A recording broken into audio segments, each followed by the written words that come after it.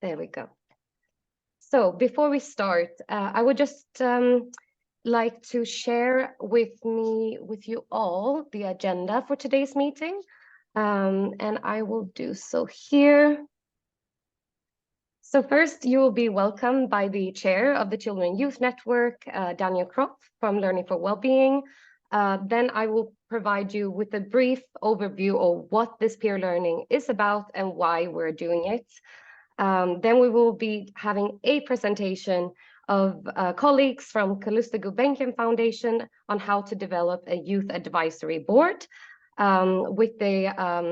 in regards to their youth program Imagina. And I hope that I say that right, Susanna. The colleagues will do the presentation as well as provide key recommendations, really how to build a youth advisory board. And we will finish with a longer Q&A session towards the end with you all. So please save your questions towards this end of the section. Otherwise, please put them in the chat as we go along. But without further ado, I would like to hand over the word to Daniel for a few. Welcome. Yes, I am extremely pleased, actually, that by now we are almost 45 participants in this session, and we anticipate possibly more. And I want to take advantage of this situation to really thank the members of the steering committee that has been with us from the beginning, the Bertelsmann Foundation, the Botner, the CRC, and the Open Society. And I'd like to welcome the new members that are Acifero, the Evans Foundation, Fondazione Con il Sud, Fondazione Monte Paschi di Siena, and KBF. With the successful publication of Child and Youth Participation in Philanthropy, Stories of Transformation, and the Barcelona meeting that has been actively, that have shown the impact of child participation, particularly at the opening, at the closing, and during, we have seen that our next conference had as a requirement for every presenter to spell out how children's participation could contribute to their session. I'm not sure everybody will have a session in this respect, but at least it's a step in the right direction in relation to involving children and youth in our work. This series of webinars are really a next step, which is really important to create community between people interested in cooperating with each other. And depending on request, we will see how a body system of peer support could be established. And longer term, my hope is that we will start cooperating on research to be able to create the evidence of how much children's participation has contributed to our work. So thank you again for coming, and I pass it on again to Alice. Thank you, Daniel. So I will once again share my screen.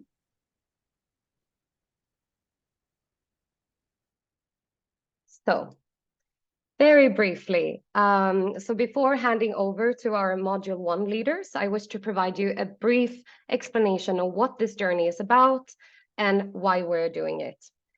So what is it? How to involve children and youth in your work is a series of online webinars organized by philea's Children and Youth Network, and it will take place throughout 2024 as well as in 2025.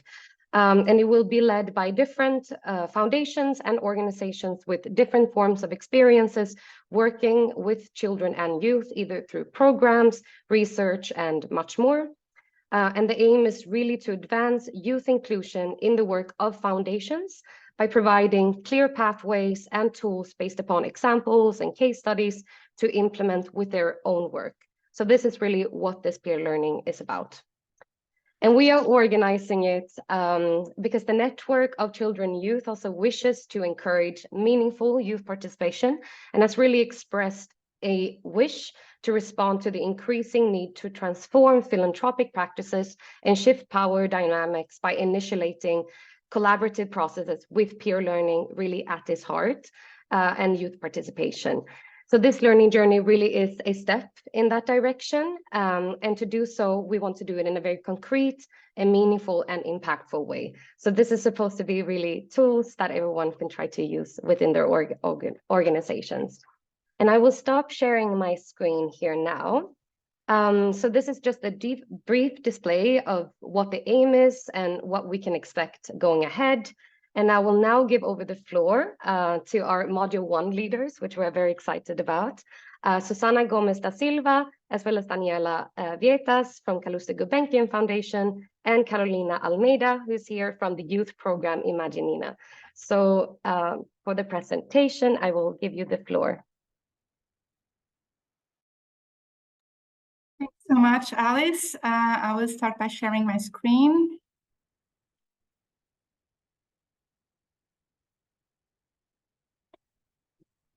So welcome everyone, and thank you, Philae Foundation, for having us as the first ones. I feel a bit like a guinea pig, but we hope that the session will be, you know, for everybody's really good interest.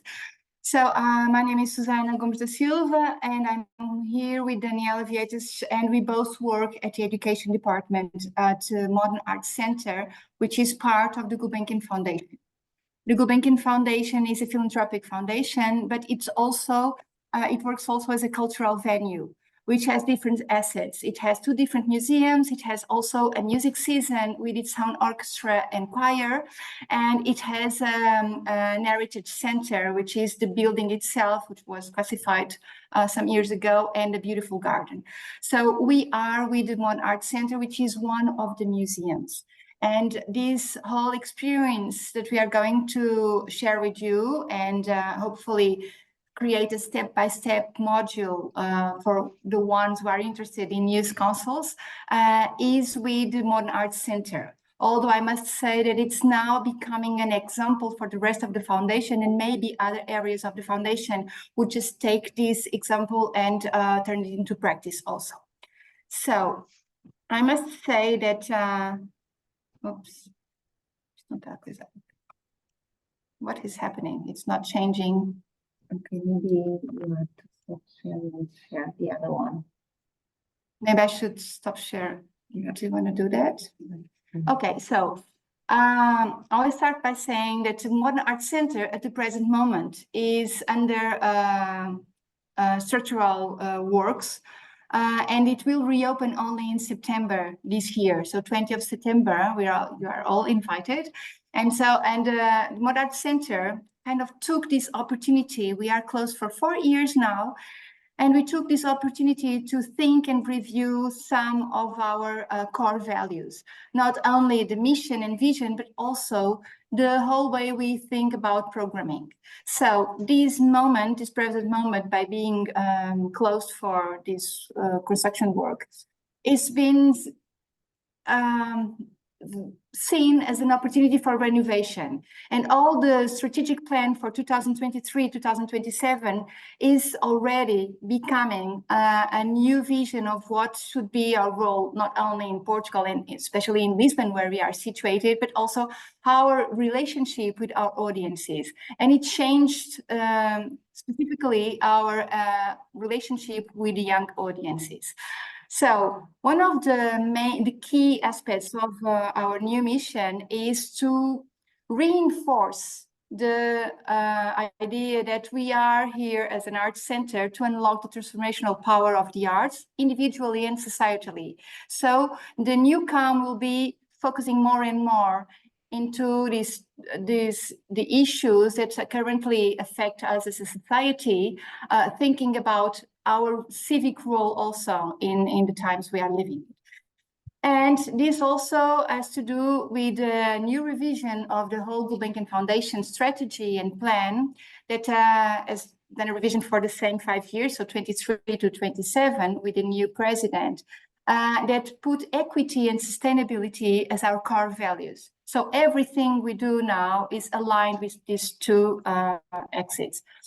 And young audiences, as I said, became one of our priorities.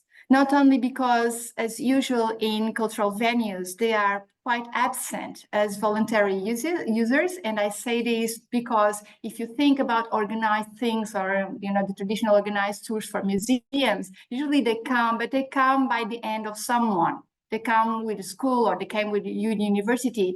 But actually, museums have a hard time to become the place they choose to be and to use as voluntary users. It's not in their emotional and social geography.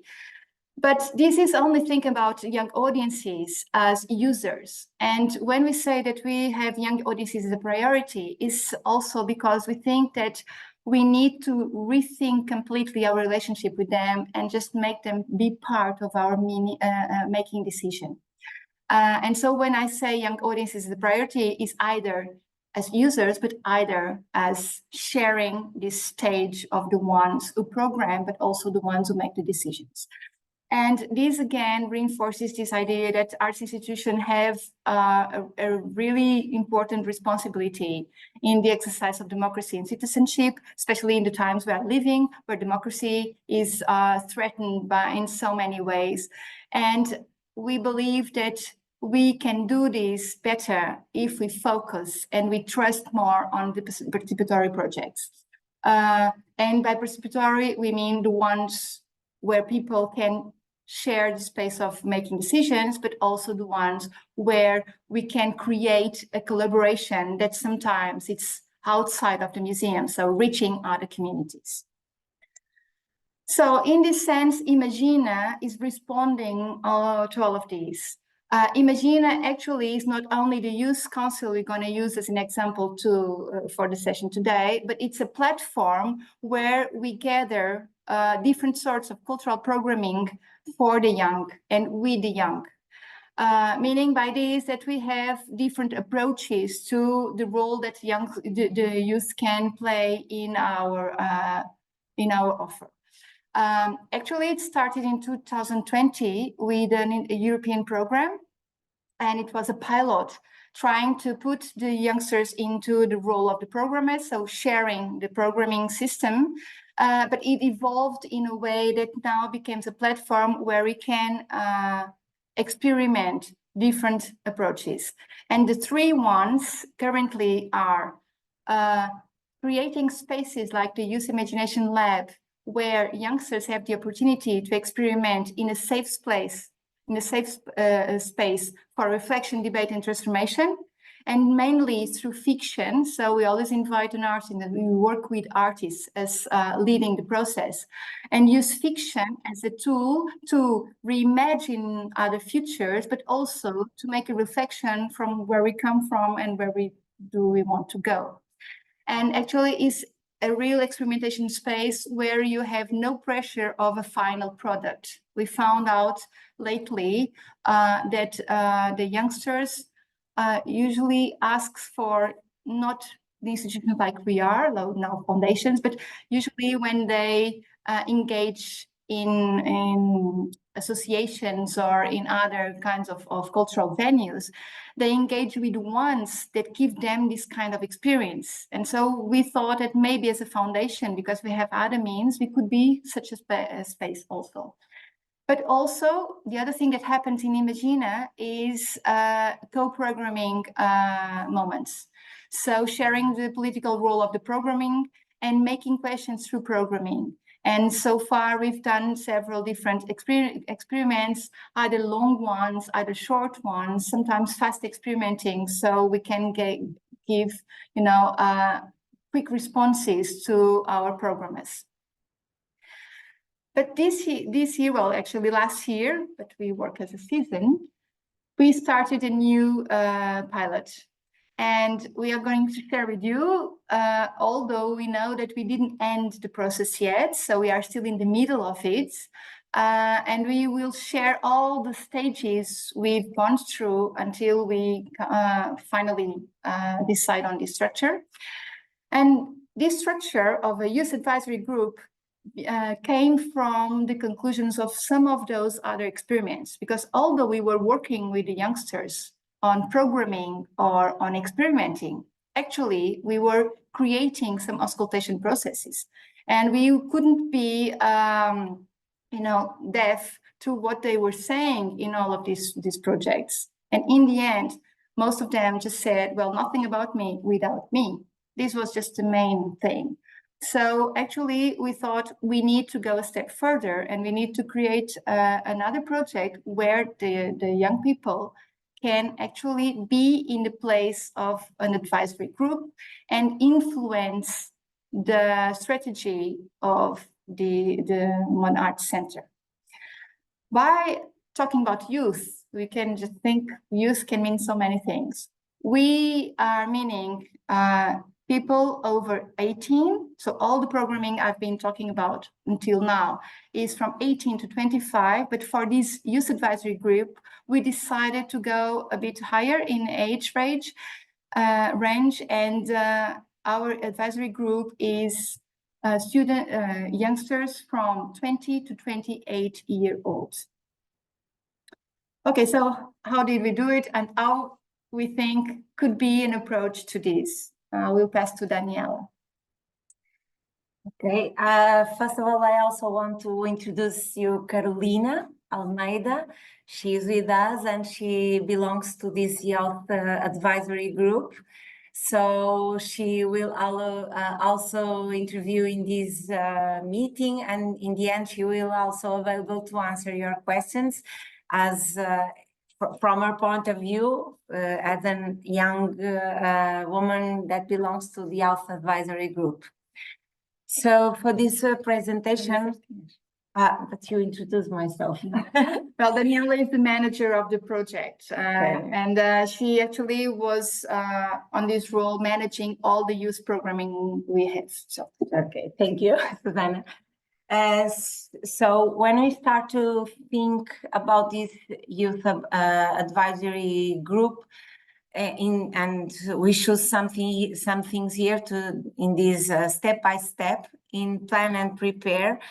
And it was very important for us to set the goals and see how this was aligned with the institutional strategic plan, because it couldn't be other thing. It was very important that all the questions and the problems that we want to solve with the youngsters, it made a match with our strategic plan. It was very important also involve all the team. And that is a very crucial point, because if we didn't get all the team together for this advisory group, it could be only another project. But first of all, it was very important to have the commitment of the directors and all the team. So now that this project is going on, we have a lot of places that we can discuss the ideas that they give us and the questions they bring to us, because it's not only a matter that what we ask to the group, but actually the main point is what they ask us. And just add something. And because we are with the education department and we are the ones running these, and most of the times the education departments are a kind of a side department that actually deals directly with audiences, but sometimes it's not able to really influence the rest of the structure. We didn't want it to be seen as one more project from the education department. And this was a commitment that was made with a whole team of the Modern Arts Center, so in all fields of expertise, but also with the directors and of course with the board. Because we needed to feel really interested to actually run a program that could influence in the end the strategic plan, not only what we do as education department in programming, but what we do as a venue and as an arts institution as a whole. So sorry. Yeah, it's very important that it's a commitment not from some people inside the team, but is a institutional commitment with this youth group. And then define ambitions and which outcomes do we want in the end of the work. So then we can prepare the sessions having that as a goal also. It was very important in this in planning and prepare this, think how many participants in the group, length, periodicity, calendar. We discuss also about the young participants' fees. Will have or not fees, how many we can be those fees, how to do the call, the application and selection process, who will be running this inside our team, what will be all the team role during the program, what is the model that we want, and those kind of things are very important to define in this moment of preparing.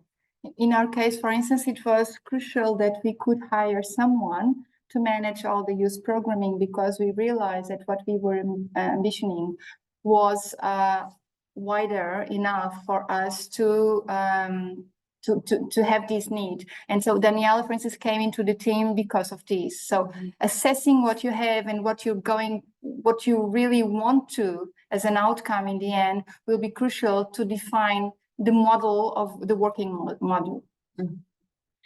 And also it's very important this that we call spread the word, but then when we want to do the call for these young people, we test our language. We call some young people to see what we want to spread, and they also, it was like a test. They told us this kind of language, it's important for us, this isn't. They also help us to define what kind of questions we could ask in application form.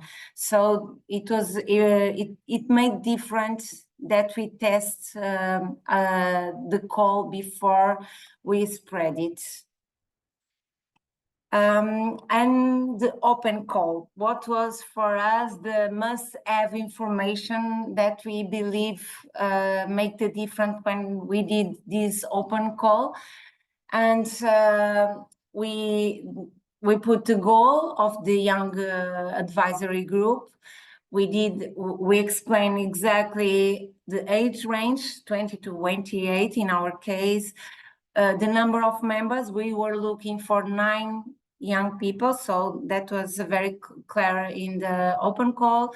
We put the full calendar of sections, so when a young someone wants to apply, they could see all the dates that we have for these sessions that are from October to June of this year, and all of that calendar was in the call. Which criteria we would have to decide who are gonna be with us in this group. So it was very clear for everyone what was the value things of what were we looking for. And as I said before, we decided to pay a fee, and that was also in the call, which was our selection process. It was also an information they had. And that is very important for us. We didn't ask for CV. We made some questions that we thought it was very strategic and important about their life. And we asked for a motivation letter or video. They could choose if they want to communicate with us by letter or using a video. And this for us was a very delicate point, because we wanted to communicate that it was not about a CV, but about persons. What they like, what they fight for, are they involved in associations, what are their interesting things. and not only about what school or what have you studied, but it was very important because we want is to be very different than when they look for a job, because it's not a job. Yeah, and actually, the Gulbenkian Foundation is a kind of audience that usually is really high educated and that pursues their studies, that comes from, you know, social and economic families, and we wanted to reach out. So we needed to make sure that by the open call, the kind of open call we were making, that we were not sending the wrong message. And we wanted to have people applying even if they didn't pursue their studies, if they came from different environments. And especially, we would like to have representatives in the group that are the kind of people that would never come. Yeah. For whom Gulbenkian didn't mean anything. Yeah, we also did a FAQ, and one of the question was, I don't care and I don't know nothing about arts. Can I apply? And we said, yes, you can apply. We are not looking only for young people that love arts or are used to go to museums. And actually, we had a lot of people that applied and that in the motivation letter said, I don't understand nothing about art, but maybe I can talk you about people who don't love arts. And that was a criteria also. We choose some people that are not used to go to museums. Now I pass to Carolina. Sorry, my mic was off. Thank you. So I'll just make a small intervention related to what was just said. So for us, and as a group, speaking for the 9 of us, which is a big responsibility, we do feel like the open call in this initial stage of like getting to know the group before it existed was really, it really sparked our interest, because it showed that Gulbenkian Foundation, CAM, they were doing something very different. The fact that it wasn't asked of us a professional background or our CV, it was a signal that something was about to change. And in my case, and in the case of the 8 other participants in this council, we were very keen to and curious to see where that leads to. So it was really essential for us to see CAM and Gulbenkian adopt a systemic approach that at the end, it fosters way more clarity, inclusivity, right from the get-go, right from the start. And so from the initial encounters, after this open call, after the interviews, there were also very emergent and like explorative. I've never had interviews like we had. It was group interviews. So it was given to us a topic to discuss. And so I believe the dynamic of the group was discussed and evaluated, and the things we brought to the table were more important than our professional background or the path we made to reach that point. So from those initial encounters, we then delve into CAM's positioning, history, challenges, triumphs. So the teams of the CAM showed so much transparency, and this allowed the group in the next sessions to not only be informed, but also let our expertise as young people to shine. So from the onset, we really immersed ourselves in understanding CAM's landscape, and very deeply, because it was just transparent. It was clear as water that every team, the direction, Daniela, Susanna, they were very keen to let us know what the common ground, what the knowledge of CAM and its positioning within society was. So all these beginning stages were really impactful on the group and really set the tone for what was to come.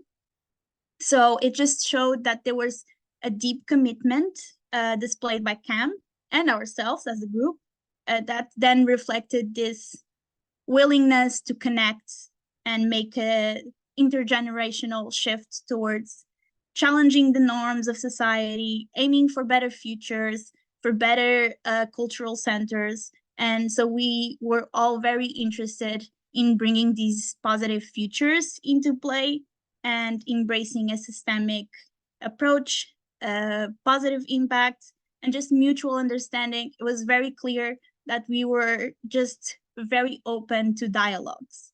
And so it was very exciting from the open call onwards to the first sessions to be in this space. And yes, I'll pass to Susanna now.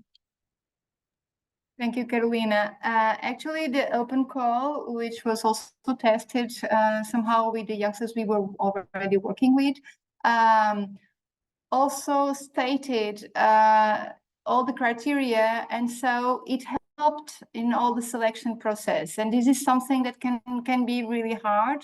Just to give you an idea, we had 350 something candidates for 9 places, so it was really hard to choose. But the easy part was that, well, because the criteria was set, of course, we just put aside all the ones that were applying for a job, because this was not a job. We put aside all the ones that had no experience in youth associations or activism, because we stated clearly that we were giving priority to young people already engaged in any civic movement. And then when we had a shorter list, the discussion went through all the coordinators of areas in our CAM team, and everybody helped, so that everybody just selected. And then when we had a really small list of 20 people, that's when we started all these group interviews. And it was a good decision, because by that time we were not actually choosing the best one, because they were all great, you know, in terms of they were different and they were really the selected ones already. We were looking for the people that could complement each other, because we wanted a diverse and complementary group. So what we needed to check in order to be able to choose was, how do they act together? And so having these group interviews just gave us a lot of information that then made it much more easy to decide in the end which were the 9 candidates that were going to stay.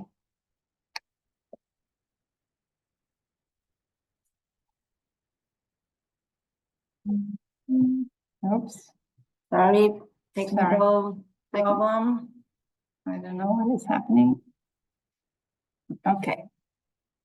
Now, in the next step, in the step-by-step, now the development of the sessions and how we managed to do it.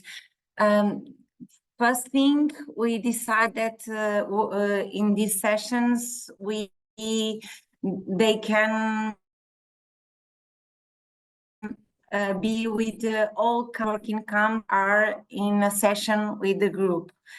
And so we had the curatorial programming with them, or the collection management, live arts, education participation, strategic planning, vision, and everything is discussed with them in different sessions. So a different team in a different sessions. We work with all the teams and from the different fields, and actually we prepare with them. So this is a participatory thing, even with our team. And when we prepare each session, we also always look for a problem, a concrete question that we want to ask them, or to solve with them, or to hear what they have to say about it. This is a very important thing for us. No training and no trainees. This is an horizontal place. So we never go to the sessions in this.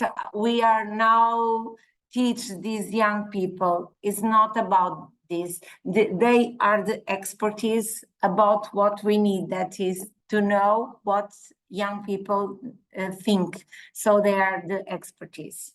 And actually, that's also a way of avoiding putting the young people always in the same place as the ones who still have a lot to learn. Of course, they have things to learn in life, as we all do. But the thing is, if we engage youngsters in a process where we always think that they need information in order to make decisions, they need to learn something because they have no experience, then we are not actually working with them as an advisory group. And by when we mentioned that this was going to be an advisory group, then we just decided all sessions would have this horizontal relationship. And I must say that the harder part is not with the young people, the young advisors, it's with our own teams, because every time we need to create a session with a new team, it all starts by what we want to do, and people want to present things, and we don't want people to present things, we want people to think. We have the chance of having an advisory group, a young advisory group. So what we want to test with them, what we want to ask them. So what is the problem we have that we are going to solve by actually working with these people? And this changed also the vision of some of our colleagues concerning the role of these young people. So in a resume way, the section structures, we try that they are interactive, dynamic methodologies that also put them in a participatory mood during the sessions, problem solving and question process. Maybe Carolina, if you want to talk about these kind of examples that we do. Yeah, sure. So during the sessions, we always have, like Daniela said, a prompt. We start off by having a problem to solve or something to think about. And what Daniela does, and I think it's great, and I've learned so much from it, is she uses things that might trigger our attention or the knowledge we have within ourselves already. So this dynamic participatory dynamics really engage our problem solving skills. For example, if we're struggling to find what is the problem or why we're not reaching young people, we might want to start off by brainstorming and dumping all our ideas onto a board and then starting and to dilute them. Or we might want to draw and see what arises from that. There's a bunch of ways we've tried to research about our own reality, because sometimes within the group we also go, well, I don't know what young people want. I'm an old soul. In my case, I feel a lot of times that I'm an old soul. I don't know what young people want, even though I'm one. And most of the times I do know. So it's just a way of triggering that and bringing that into the space. And then it's all about dialogue. So how we converse with each other, how we converse with the teams. And so out of conversations, a lot of time, all of our knowledge and common ground arise from great conversations. So besides the sessions, we also, if something is still lingering in the air, or if we want to further research certain topics, we can always reach out to Susanna or Daniela to have a call or have a session, an extra session with someone from the team. So the teams are highly available and at our disposal.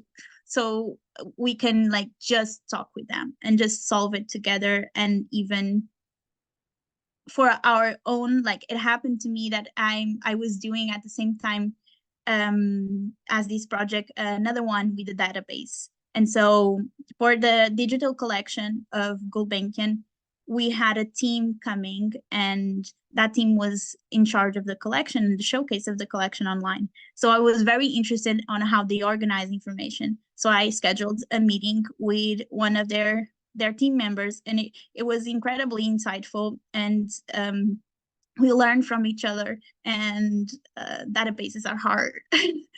But yeah, that's what I have to add to this problem solving and questioning process. But it's a very highly collaborative approach, truly. Thank you, Carolina.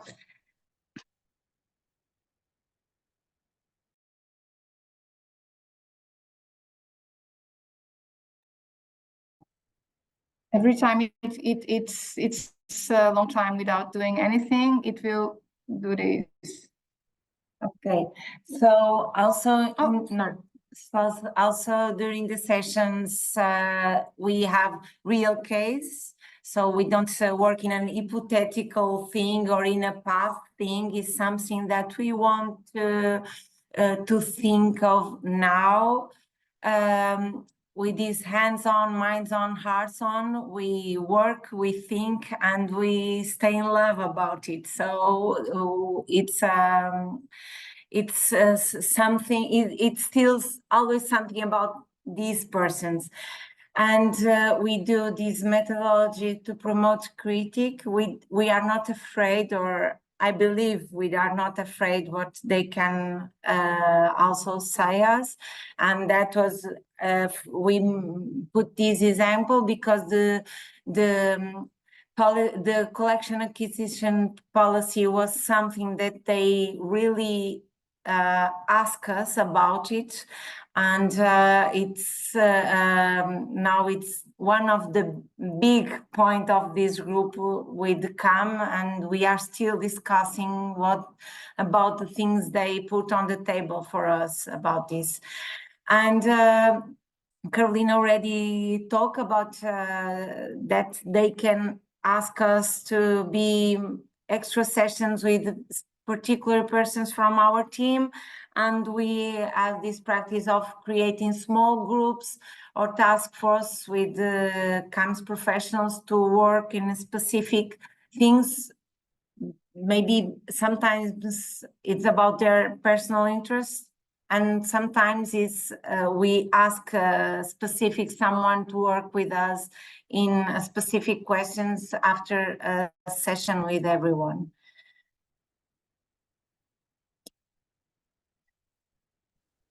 Carolina? Yeah, totally. Sorry? No. I was just asking if you want to add something, because you said already so many things before, so I'm just asking. Oh, I have plenty to talk about. You have to cut me off, otherwise I'll continue. But it's truly like when we say minds on, hearts on, it's truly like this. It's very wholesome space. At least for me, it's a very safe space. I'm never usually this outspoken, and we're very critical and inquisitive. And later in the presentation, I'll give you an example of how this went with direction. But it's true, like these interactive sessions, they truly drive meaningful contributions, and we're seeing it now that we're halfway through it, a bit further than that, but we can see that we are having an impact just by conversing. Now, we've been tackling some problems that arise, even open calls to other projects that we help write or co-write. So we have a lot that we can get our hands into, and it feels incredibly aligned with our fights, our interests, and it's really a pleasure to be in this group. But while this is not a training session per se, we do find immense value in learning through example and in this like active engagement sessions. So this active involvement, it is characteristic of all members in the group, all 9 of us, and facilitated by Daniela. We always get our curiosity sparked, and like I said, it really fosters the most meaningful dialogues for both parties.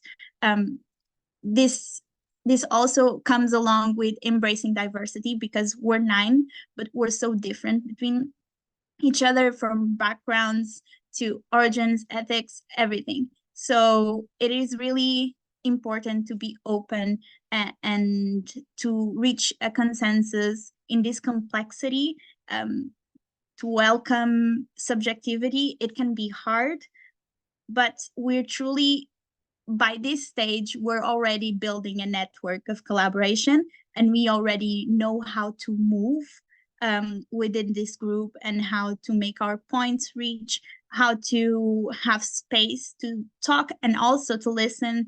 So these moments of exchange really translate into tangible actions by embracing this complexity of having a dynamic but yet set goals, to have our interests showcased but yet compromise with other people's point of view. So we truly leverage the collective wisdom of the group to drive these meaningful contributions and shape CAM future and cater to the evolving needs of culture institutions and our needs. So it's complex, and it's a whole universe that is being built. But it's very nice to see this becoming a true community, and just bonding with each other has been the most incredible experience, and to learn from examples.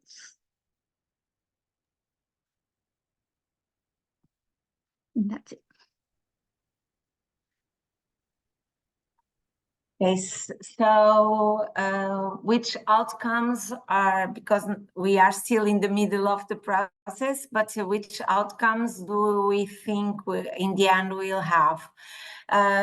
Some are during the process, because from each sessions we do a resume, we collect the information, and we also devolve it, we give back that to our team. We do this feedback loop to our directors, to the teams that are working with them in each sessions. We also but also with the young members, because Daniela, for instance, has an important role, which is kind of every some time just to have an individual meeting with each of them, just kind of to assess where are we and what is happening so far, what has been the role of everyone, and gives feedback also on their role for the future. So yeah, it's feedback loop involves everyone. And I just wanted to share, for instance, that today, before this webinar, we had a meeting with our directors on this youth council, because we prepared a really short report for the first 3 months of the project. So just giving some information and feedback to our directors. And today we were discussing that. And for instance, what we've been going through until now, so talking about this acquisitions policy, or even the technology, communication, which were the first sessions we had. The youngsters produced already all sorts of questioning, but also some suggestions that we gave back to our directors, so we can think while we are doing this. So not just only waiting for the end of it to have a big report and then maybe create some of the changes, but preparing ourselves for the changes, sometimes really small changes that can make the difference throughout the whole process, and maybe make our opening in September already something that will take into account all these contributions. Yeah, we are also invite them for these what we call fast programming pilots. The important thing is not that they can program in the International Museum Day, but we want to test their ideas, and our question is, this kind of programming will bring us more young people than normally we have. So we are testing with them some strategies and ideas, and they also can experiment what their ideas are. And it's like we don't have afraid of fail. We will try it. Then in the end, we'll have a final report made by them with recommendations for us. So we hope that will influence a lot of things inside the institutions. And we are also thinking that we can extend this experience for some months more, so they can be critical friends in the CAM's opening that will happen in September. And just to give you an idea of this feedback loop, so for instance, every 3 months we produce a short report on what's going on, what happened, and what are the main ideas that they presented to us. And these will first go through the directors, but then it will be presented on the management team, where I have a seat as a head of education, but all the heads of other areas are seated there. So it will be an opportunity to present to them some of the things. Some of them are directly connected to their fields of work, but also then we will present these same ideas, reporting the Youth Council's suggestions to our monthly wide team meeting, which includes everyone, but everyone, not only the heads that works in CAM. And this is a way of always reporting what is happening. So it's not only, again, I must say, it's not only a final report for us to read and then think about, but it's a process that creates the chance of making the changes while we are walking.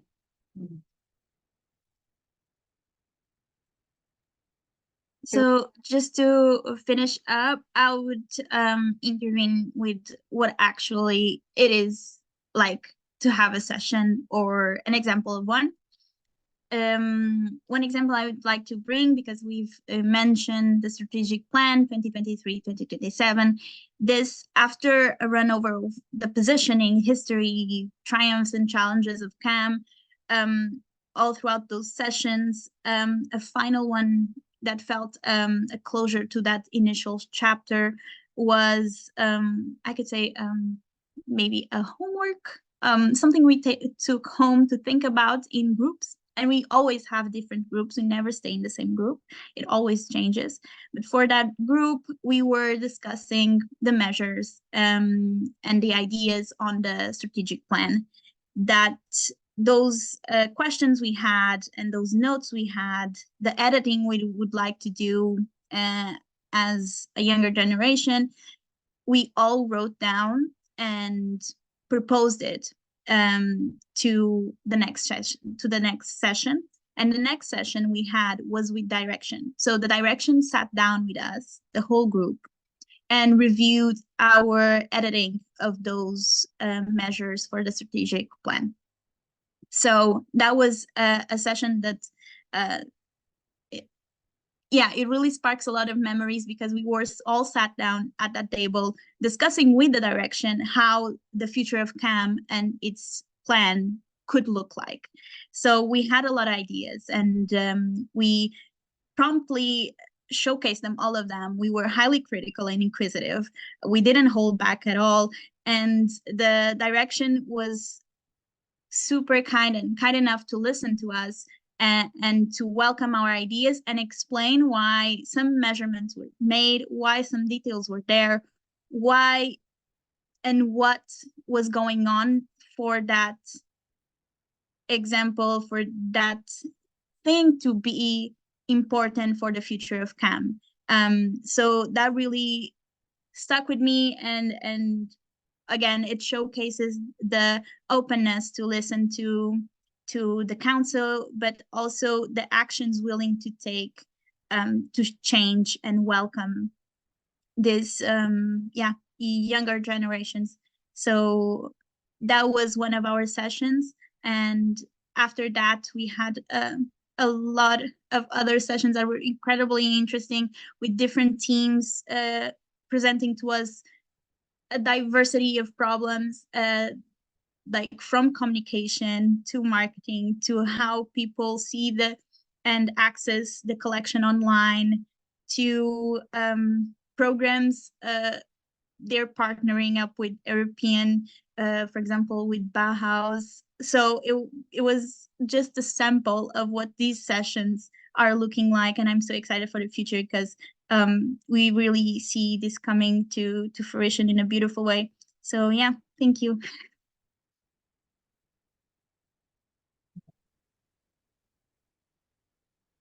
So we just have final recommendations, which are, well, of course, we've gone through all these points, and I'm hoping now for that your questions that will just enlighten some of the things, or just, or maybe we will help clarify things. But if we had to choose some recommendations, I would say that one of the key things for us is this involvement of the whole team, especially, of course, the directors, but also our colleagues. Not only the heads of departments or the heads of team, but, you know, all the team in a wider view, because in our sessions, for instance, we don't have only the heads of department or the heads of team, we have the whole team. And this is also a way of enhancing participatory processes and methodologies within the team, because we're also talking about organizational change. And most of the times we are more eager to do with others, with the outside world, you know, experiment other models of working than we are doing inside our organization. So this is also an opportunity to engage into some organizational change. And so having everyone aboard is a key success factor for us to be able then to implement the change we are creating in these. The other thing would be trust the process. Sometimes it's hard, sometimes we are doubting. It's for us, as I told you, this is still a pilot. This is the first time we are doing this, and it's not even in the end. So we cannot tell you how it was, we can tell you how it is, but we need to trust the process and to trust this expertise that having a youth advisory group brings to an institution. And especially resist this temptation sometimes of training people instead of consulting them. And the other one is the commitment to change. And this is something that, you know, being in the education department and running so many participatory projects is a concern of our team, is if we are not able or available to actually commit to the change that is potentially embedded in the process we are starting, so maybe we shouldn't start it, because you cannot invite people to be part of a decision-making, a completely different decision-making process, and then in the end say, oh, okay, but I'm not sure if we are going to do what you're saying. So if you're not able to listen, so maybe you should ask. And this is something that we are really happy to have all team aboard, because that really ensures that maybe if you cannot commit to everything that will just come out of this Youth Council for now, well, at the present moment, we will probably commit to some of them, and we will be able to create a plan to commit with the rest in the future. So not all changes have to be immediate, but this is a very important point. And saying this, and Carolina and Daniela, if you have something to add. Nothing more. We open the floor for the questions, and we are really happy to listen what you have to say. Thank you so much for the presentation. It was very, very interesting. I'm sure there are a lot of questions, but if you wouldn't mind to stop sharing your screen so we can all see each other, and we can start perhaps with the questions in the chat as they were coming along. So one of the first ones is from Mikala from Nordea Fonden. Did you receive many applications with a motivational video, or mainly with motivational letters? Great idea to give applicants the opportunity to choose the format that suits the individual best. Perhaps we can start with this. Well, actually, we received more of the applications send us motivation letter, and that's actually, that was a surprise for us. We were expecting more videos than we had, but actually we thought maybe because Gulbenkian, it's very, well, people see us as a very formal institution. We think that also interfere how the youngsters thought it was the best way to do their applications. But yes, we receive more motivation letters than video. But many videos also. Yeah, but many videos, but more letters. There was another question in the chat also from Michaela, which is, you mentioned that the Youth Advisory Board helped co-write open calls. It seems like they're good at detecting blind spots among the administration, ? Can you mention some of the blind spots that have been detected in terms of seeing the need of co-writing open calls? Actually, we didn't work with the youth advisory group, but we worked with other youngsters that were working with us in other projects. And this has been a kind of a learning curve for us, evolving, because the first open calls we've done in the first projects were not as clear as this one. And so the blind spots that they found was, for instance, that we were not clear on the goal. We were not clear that this was not going, for instance, to be a job position, which is something that we need also to think about, because if you are aiming to youngsters with ages between 20 and 28, most of them are looking for their first job. So of course they will be really sensitive to, maybe this is a job opportunity, and this would be just a great place to work with. And so we needed to make clear that this is not a job application. We also had to make clear that we were not looking for the art lovers. And there are some ways that you have to be careful when writing, because you are already an art institution. We are already in a cultural venue that is well known by that. You are in a very formal institution also, because we are in Gulbenkian. And so we needed to make clear that the way we wrote about it was not reinforcing all this pre-knowledge that people have, or most times some prejudgment they have about us, but was clearly stating, no, this is a completely different thing. We are looking for people that are interested to join into a path that we are starting now of thinking together. So if you're not from the arts, it's okay. If you didn't study, if you are not in the university or you have no degree, it's okay. And actually we got so many youngsters that clearly said that, well, I didn't pursue my studies, but I have other kind of experience. And these were the blind spots that in the first calls were not so clear. Yeah, and also about how many hours for month they needed to have available for this was something that they said us, no, it's very important to be clear how many hours each month we have to work for this. I don't know if we answered completely the question. And about language also. It was something they told us, oh, maybe this word, not this one, saying the same thing, but this word is more what we used to talk with our friends. So we also made some changes in the language. Yeah, I must say that, for instance, learning how to write an open call, it's not easy. It sounds really easy just to launch an open call, but it's not. So we're testing with people. It's really good. And it served us really well, because not only this one was good in the results we got as, in terms of applications, but also we launched another call in the same moment. And for instance, for an imagination lab. And for the first time, we had not only many applications, but applications from youngsters that were from the kind of environments that had no connection to Gulbenkian. I think we never had so many applications from people that had no relation to us and that engaged in a process with an institution that they didn't know.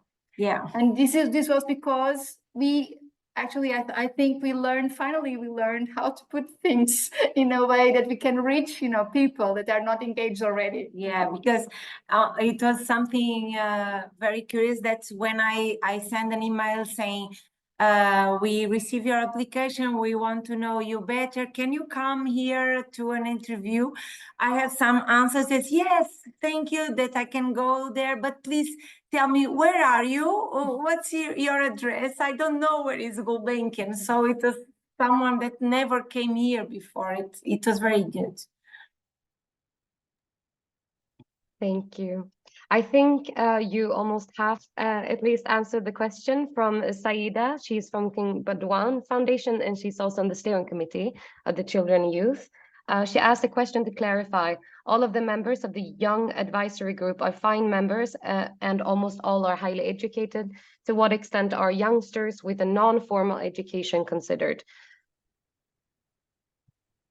Well, this group mainly is constituted by youngsters that have pursued their studies, but we have some representatives that are not.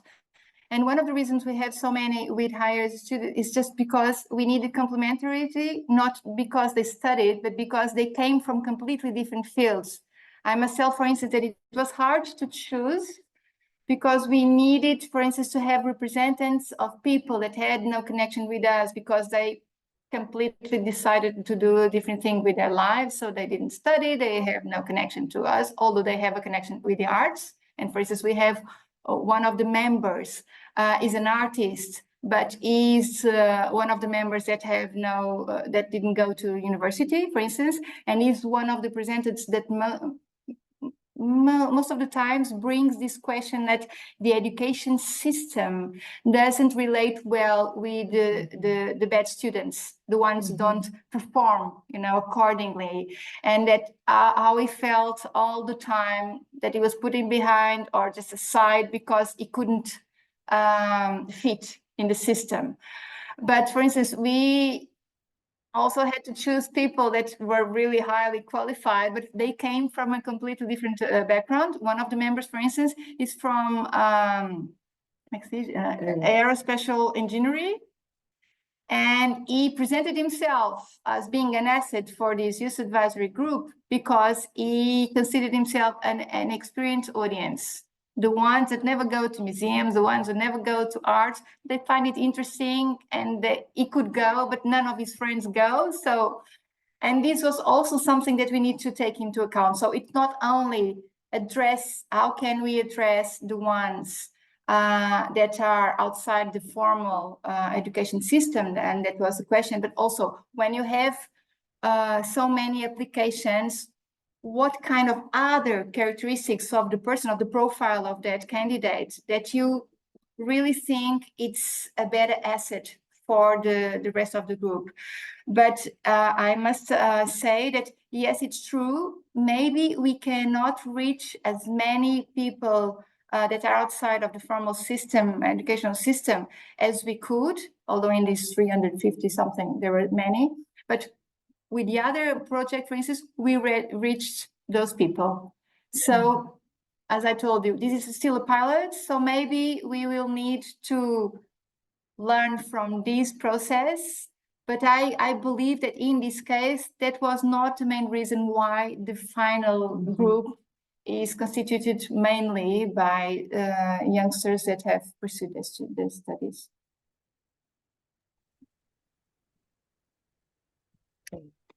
There was another question in the chat from Annette from Bertelsmann Stiftung.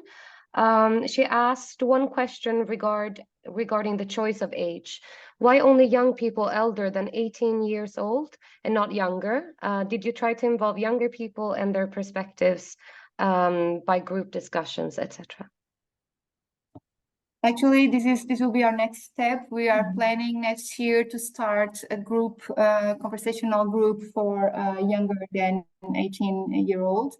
This was a practical decision. It's really easier to enroll older than 18 because they are considered by law independent and they can make their own decisions. They can sign, their authorizations, and so we are not dependent on a tutor. And also, if you need to pay a fee, it's a huge problem legally to pay to under 18. And so for practicalities, we just decided to make it easier on us on this first attempt for, for now, and just decide to work with older than 18. But at the present moment, we are just realizing that we are missing. Here we have a gap for youngsters that are in an age where they are really, really inquisitive, they are critical, they have so many ideas, and we are not listening to them. So we are thinking about how to enroll them in a different thing. So it's not, we don't have this legal problem, for instance, but how to enroll them in another format, this conversational safe space for discuss whatever we need in terms of society nowadays, and the arts role, or for instance, or the arts institution role that we can play in a regular way. Because we've been talking to some of the young people, and they are saying that they miss this kind of spaces, safe spaces to talk, to speak out their minds, spaces where they feel they can make a difference, but in a regular way. So not, one-time relationship, but a long-term relationship. So we are not figuring out how to do it.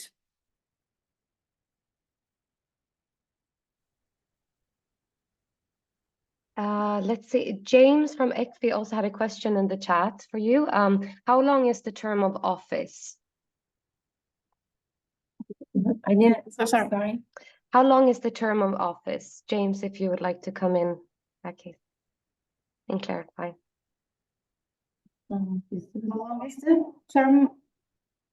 Yeah, sorry. How long are they expected to be active on the advisory board?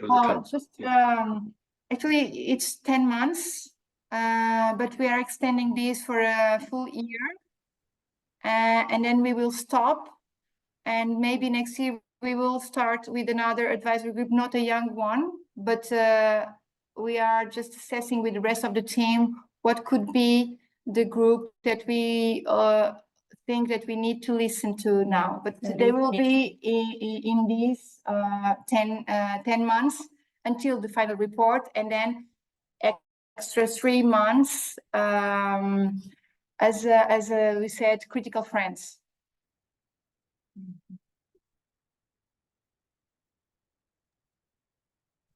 I believe we have about 5 more minutes for the questions, but there's a question here in the chat also regarding the, let's say, the term of the advisory board. So kindly wanted to find out about the fee. Is it a one-time fee or periodic? Is the fee paid to ensure sustainability of the group?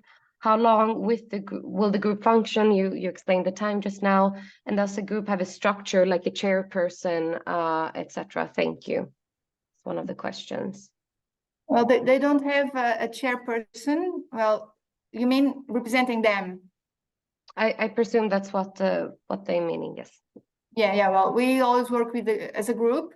Of course, that inside of the institution, Daniela is kind of the person who represents them. And she also is the one who shares the sessions in the way that she is the one who writes the layout, from all the inputs we get from people, but also from them. But then in the decision-making process, we have no chair. We just decided collaboratively. Then about the fee, actually, this is something that was on the open call, and then in the end we couldn't do. Because we decided that we would pay something in the end of the whole process, but then we found out that it would be, well, for them it would be easier and actually more sustainable if they got something every month. And then we had to find a way, and this was something that we didn't think in advance, which was some of them, for instance, are with scholarships, so they have an exclusivity agreement with the sponsors, and so they could not receive any extra. And some of them are working, but they don't want to pay extra taxes, or they are not working and they don't want to open their economic activity and pay taxes about that. So we needed to find inside our institution a way to pay them in a way that they were not charged on top of this. And so we made a contract of voluntary work which is paid in the Gulbenkian. So you have some things that are paid. And so we created with all of them a contract of voluntary work. And in that way, we can pay them monthly an amount that will be completely used by them with no taxes or any other extra charges. We also provide for all sessions. Well, I think we didn't mention it, but the sessions are 3 hours long. From Twice a month. Yeah, twice a month, from 2 to 5. And we also provide the catering for the session, of course. And that was it. Thank you for the answers. I believe we have time for one last question in the chat, and if someone wants to raise their hand, please do so. But we have one question here from Chiara.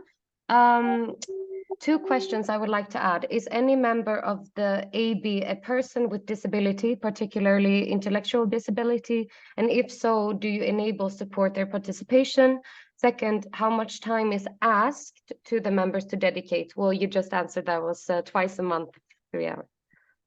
Actually, we don't have no one with disability, but actually we didn't receive any application from people who assume they had some disability, and that's in our when we did the evaluation about the call, we thought next time we have to improve these points so we can look for that these young people can apply in we have to be proactive to bring them to us, because we didn't receive any application from disability young.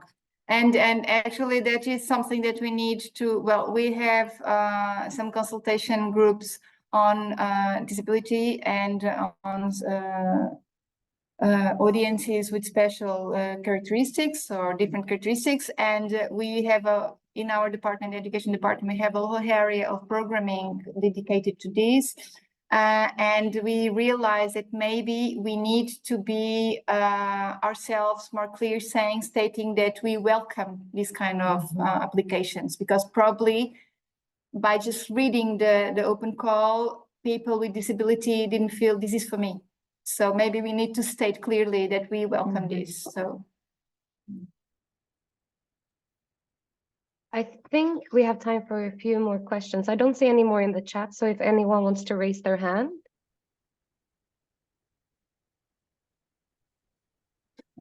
I noticed that in the chat, but we don't have time to read it, as you can imagine, because we are so focused on answering. But I saw that there are some people sharing their own experiences. So Alice, or you, because I don't know if we're going to share this PowerPoint presentation. Our emails are on the PowerPoint. So yes, please feel free to share with us any other experiences, because we have so many things to learn. So it will be really a pleasure if you can share with us your experiences. Yes, also for you to know, I was going to mention this in the wrap-up right before we left, but all these modules are being recorded for educational purposes, but they will also be uploaded, let's say, on the special site, and there will be links to essentially additional resources. So it could be the PowerPoint or any links to publications, etc. So it will be open, and towards the end of this peer learning journey, we're also collecting the inputs and the learnings and recommendations for knowledge product, which essentially be how to work with children and youth. So we're collecting this along the way. I see Annette has her hand raised. Yes, as we have time for another question, I just wanted to ask you, what is the biggest change you see by taking this direction now and by going in this direction? What would you say? What's the biggest change for your foundation? Well, we are already witnessing some changes, especially on the availability to discuss, because sometimes, you know, our foundation can be very closed on itself. You know, it's kind of a castle with all sorts of barriers. And by engaging in this process, well, we raise a lot of curiosity, not only in CAM's team, of course, but also in the other departments. And this curiosity has been really interesting because, for instance, we didn't plan, but some of the sessions with the youngsters will be with other departments in the foundation that want to discuss with the youngsters something. So suddenly we have a lot of attention, and it's a very good attention because it's not that kind of attention that it's waiting for the moment where they put their finger and say, oh, I told you that this was not going to work. But people really eager to see, well, maybe we could, by our results, maybe we could engage in such a thing like this. And so different departments now want to be with the youngsters. For instance, the strategic planning department of whole Gulbenkian wants to be with the youngsters to discuss with them how these, we have a strategic plan that states all these goals, strategic goals that we have now for the 5 years, and they want to be with them just to understand how they feel about it, and if they feel it's the right goals, and if they feel it's the right way to put it. And this is something which, this is a very big change in such an institution. But also what we feel, for instance, from our meeting today with the directors, immediately when they read this, it's a very short report, as you can imagine, with the, the first impressions we have from the first sessions, with things that the youngsters said or they asked. And immediately they jumped into, well, maybe we should just make a meeting with this department and discuss this. Maybe we should incorporate this in the next meeting or in the next document or in the next policy. And this is something that never happened before. So I feel that there is a huge commitment to change. And this change is already happening, especially in the way we deal with things. Not saying, oh, such a good idea, but we have no time for this, or this is already all decided. It's no. This is really good. We should do this. We should talk about that. We should discuss it. This is the main thing. And I really believe that in the future, it will be also clear in our programming. Because as you know, in this kind of institutions, we plan ahead, 2 years ahead. And so sometimes it's really hard to incorporate their ideas in the next exhibitions, or because they were already all planned. We can, of course, incorporate it in the communication, but not exactly in the main programming aspects. But even so, I believe that these tiny changes in the communication system, in the activities around the exhibition, in the way we plan, who are we going to involve in this or that matter concerning this exhibition, this is going to happen. In 2 years, I really believe that it will be visible for the outside that we've been here before now, that we've been working with these young people, changing the way we want to address the world. Yeah, and I also see that the head of departments or even our directors, when they have to go to the board, some ideas that come from the Health Advisory Group are already more an argument to defend some ideas of changing things here. So, and that's a good point. It's not, I think that, but I think this, and the Health Advisory Group also think this, and seeing that they also are an argument to defend some ideas. It's a great thing inside the team. Yeah. And Carolina, she's not, I don't know if someone have a question to Carolina, because she's a member of the health group, and maybe she can also apport some ideas. And Carolina, if you want also to answer, you can. Yes, I'm open to answer. I would just say that we feel the same, like the council, in terms of the changes that we feel, like it's palpable that we're being integrated, and that we're very understanding. We can be very piercing in the suggestions we make, and quite critical, and we want to be highly inclusive. And why doesn't the website has a mode for neurodivergent people was one of the measurements we asked for. So we can be very outspoken, but we also understand that to move something in a foundation like Gulbenkian, it's to move 100 of people towards a certain direction. So we have, because we had that contextual grounding from the beginning, and like I said multiple times now, transparent and openness from all teams, we could really work. And that was the starting point, is like, okay, the game is open and we can work with the tools we have. And so when we make suggestions, of course we dream and we envision things for Gulbenkian and this group that are very ambitious, but we also have the disclaimer of course, we are aware of the limitations and resources.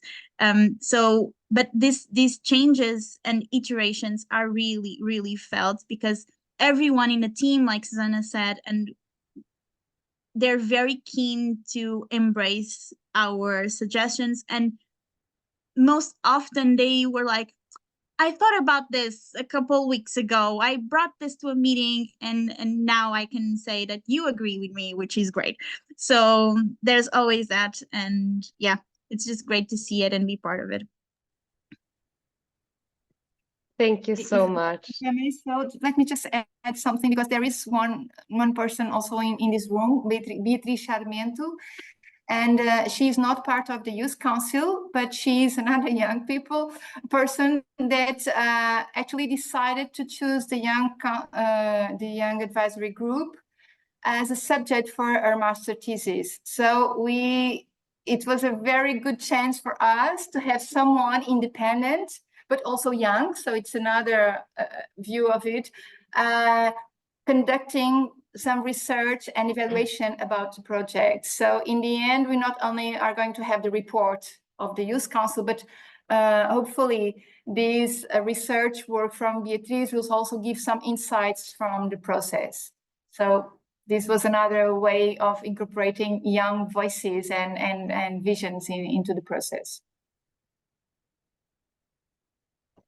Well, thank you so much, everyone. In the interest of time, we do not have any time for additional questions, but I will be placing my email in the chat. So if you have anything you would like to follow up also with our lovely presenters today, please feel free to reach out to me. As they mentioned, their emails were also in the presentation. We have come to the end of the first module of this peer learning journey. Thank you so much, Susanna, Daniela, and Carolina for being here. Kindly note that the upcoming modules that we're anticipating this year will be taking place in April, June, September, and November.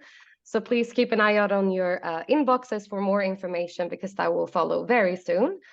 But thank you all for joining us today. It was lovely to see so many people attend, especially to our presenters and the steering committee of the Children and Youth. Thank you so much Alice, for having us. It was Thank really you. a pleasure. Thank you. Have Thank a nice Bye. evening. Goodbye. Thank you. Bye-bye. Bye. Bye-bye. Bye, thank you.